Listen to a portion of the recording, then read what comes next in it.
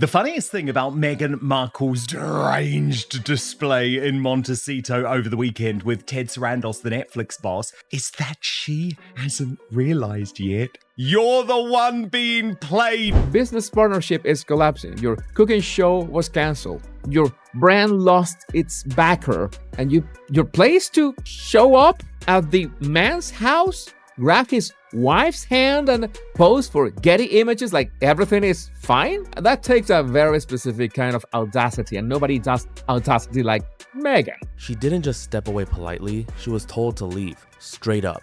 Not move to a nicer spot, not quietly guided somewhere else, just cut off and pushed out before the main guest even showed up at the door. That's not a small mix-up, that's a loud message. Then it gets even stranger. Within hours, somebody made moves behind the scenes, and suddenly most of the photos from that night gone from the internet, like they were never there. No trail, no warning, just wiped clean. Gone. No explanation, no official word, no here's what happened. Just silence and missing evidence, like someone hit delete and walked away. And that's exactly where this starts, because by the time we break this all down, you're not just going to see what went down inside that Montecito house on April 10th, you're going to see what it really says about where Harry and Meghan stand in Hollywood right now. Because the full picture, it's way worse than what the mainstream press is putting out right now. Seriously, not even close. Mulligan did not come in until Meghan Markle had left. And she didn't want to leave. She was making everybody's life a misery because she wanted to be present because she's the Duchess. But no, honey, you have lost big time. That's how much Meghan Markle's stock has fallen. She was kicked out and Harry was embarrassed and apologizing to Ted Sarandos once again for his wife's lack of sensitivity or listening to people or following a simple dress code. And none of this drama makes any sense unless you understand the pressure Harry and Meghan were walking into that party with hanging over their heads. Take it back to 2020 for a second. That's when Harry and Meghan locked in that massive Netflix deal reportedly worth $100 million. Yeah, $100 million. The headlines went wild. The buzz was everywhere, and the message was clear. They were about to take over the entertainment world from California. People were saying this was it. The Duke and Duchess of Sussex building a full-blown media empire. They were supposed to become one of the most powerful couples in Hollywood, proving every critic wrong, from the royal family to the British press to anyone who ever doubted their move. But fast forward 5 years, what really happened? That's where things start to look shaky. Their documentary series dropped, and sure, it grabbed attention, but not for the reasons they probably hoped. Most of the noise came from the accusations and controversy, not because people were blown away by the quality or storytelling. Their lifestyle show, With Love, Meghan, finally dropped, and the reaction? Brutal. The reviews came in cold, sharp, and unforgiving. And just like that, it was shut down almost instantly. No second chance, no third season, nothing. Then came the Polo documentary, and honestly, it barely made a sound. It hit the platform and disappeared into the background without making any real impact. At the same time, Meghan's lifestyle brand, As Ever, lost its Netflix partnership, completely just gone. And then things got serious. In March this year, Variety published a report pointing to real tension between the Sussexes and Netflix leadership. And that's not something you can just brush off, because this isn't some random gossip site throwing out rumors. Variety is the entertainment industry's go-to source, the one insiders actually pay attention to. When they speak, people in Hollywood listen, no questions asked. Every executive, every agent, every publicist, every casting director, they all read Variety. And you better believe every single one of them saw that story and knew exactly what it was really saying behind the scenes. Harry and Meghan both came out and denied it publicly. Netflix put out statements too. But in Hollywood, once Variety drops something like that, a denial doesn't really fix anything. It's like trying to shut the door after everything already ran out. The damage already locked in. And here's the part that really says it all. Netflix had already quietly made their move back in July 2025. They decided not to renew the couple's original deal. No big announcement, no dramatic headline, just a silent shift that spoke volumes. What came next was labeled a first look deal, And that might sound nice on paper, but in Hollywood terms, that's not a win. That's basically the industry saying, we're not putting real money behind you anymore, but we'll keep the line open just in case something surprising shows up. It's a soft exit dressed up to look polite, a way to step back without making it loud, while still keeping them close enough to call if something useful pops up. So when Harry and Meghan stepped into Ted Sarandos' home on April 10th, let's be real, they weren't walking in as equals. They weren't showing up as power partners in control. They walked in needing something badly. They needed that room full of industry heavyweights to believe they still mattered, that they still belonged in those circles.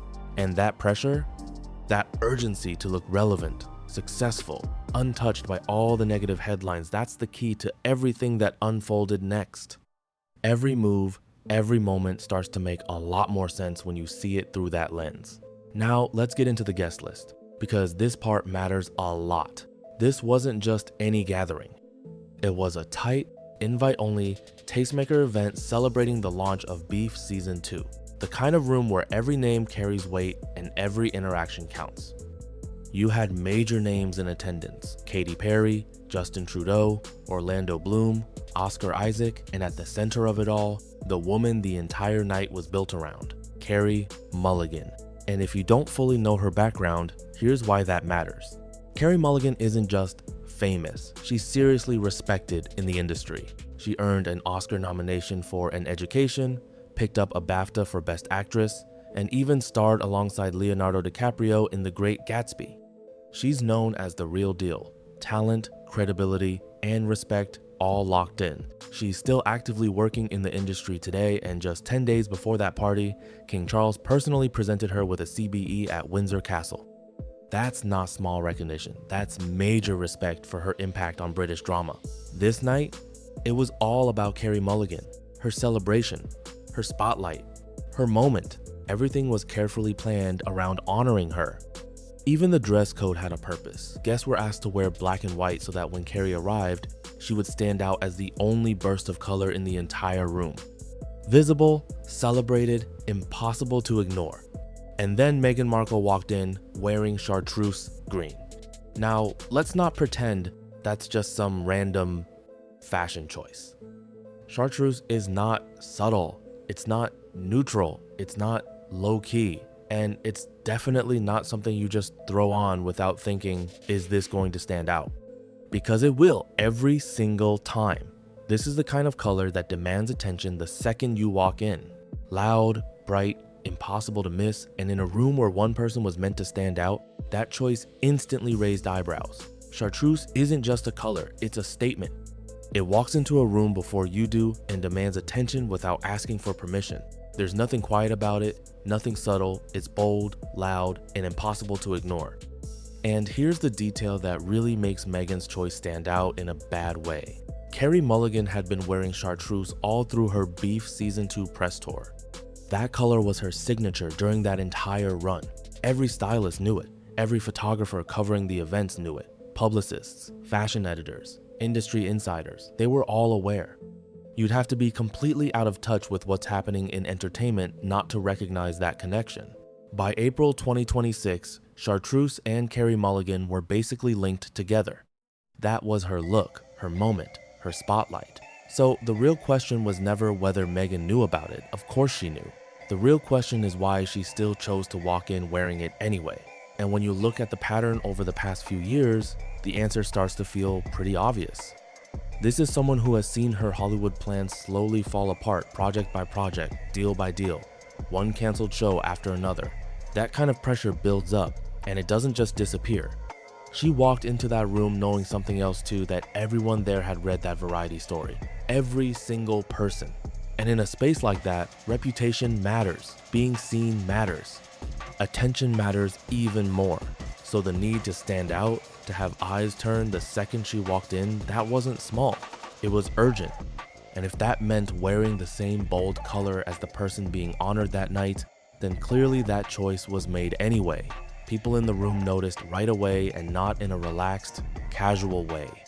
It created tension, the kind you can feel without anyone saying a word. What happened next has been pulled together from multiple accounts, and it paints a very telling picture. Meghan and Harry didn't stay for the full event. They ended up leaving before Carey Mulligan even arrived for the main part of the celebration. The reason, according to sources, was pretty straightforward.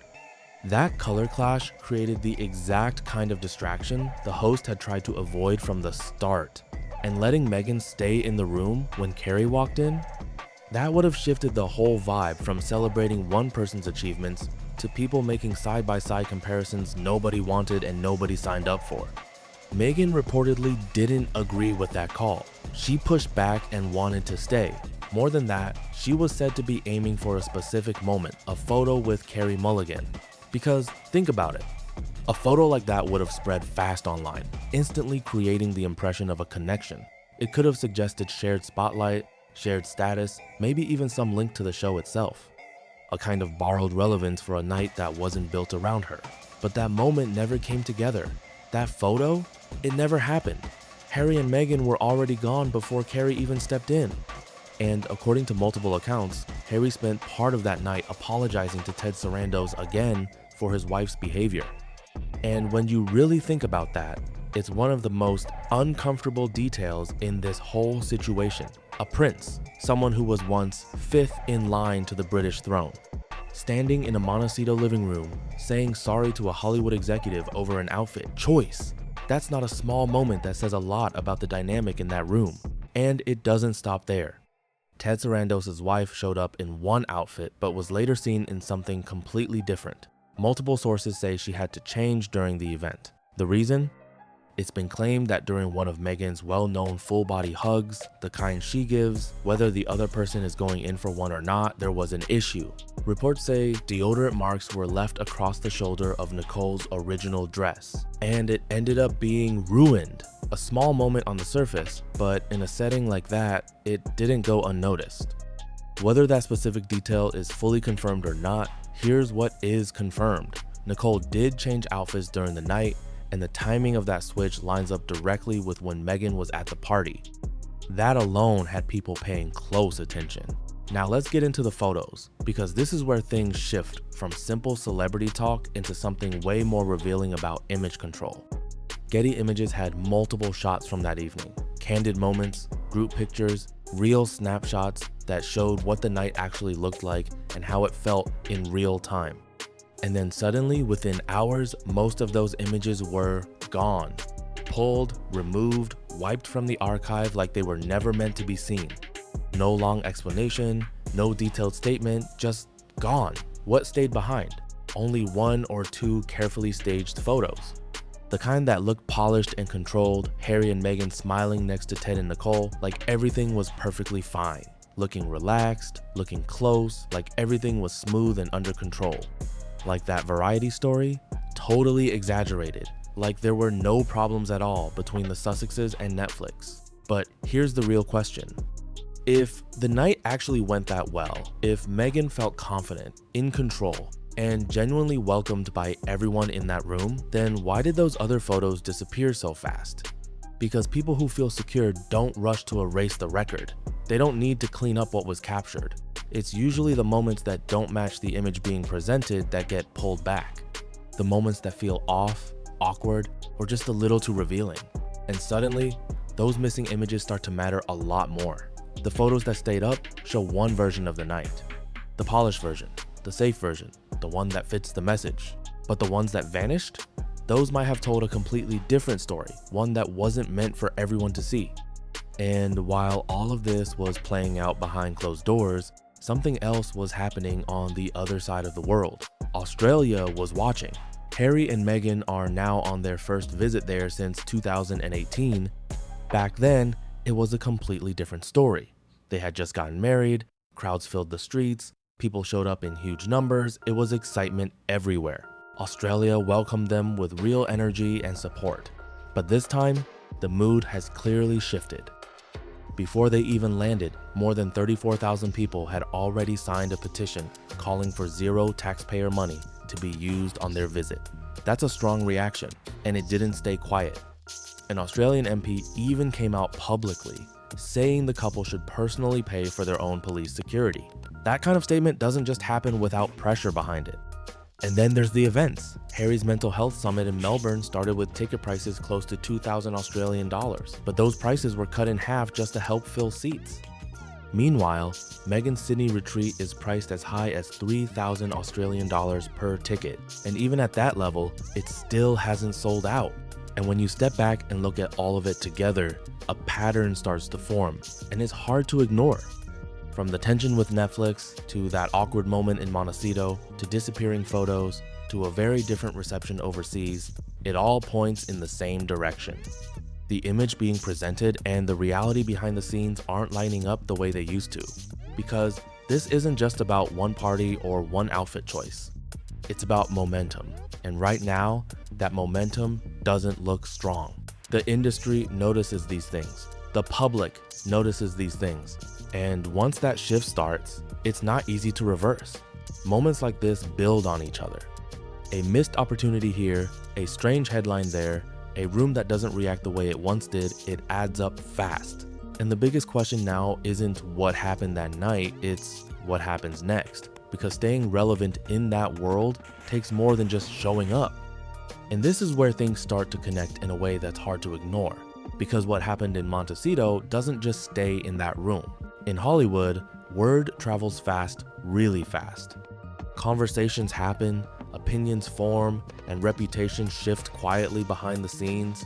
The same people at that party, they talk to agents, producers, brand partners, the exact people who decide who gets opportunities and who gets passed over. So when a moment like that creates tension, it doesn't just disappear. It follows you into the next meeting, the next deal, the next big decision, and that's why timing matters so much here. All of this is unfolding right as Harry and Meghan are stepping back into the global spotlight with their Australia visit. Two worlds colliding at once, what insiders are seeing privately and what the public is seeing play out in real time. And when those two versions don't match, that's when things start to get really interesting. And just when you think it couldn't get more complicated, another layer starts to show up.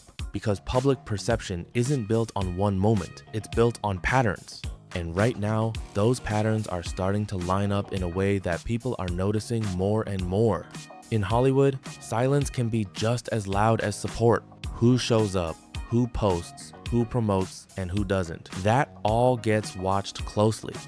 So when an event rolls out and the usual wave of influencer buzz just isn't there, people start asking questions. Not loudly, not publicly, but behind the scenes, those conversations are definitely happening.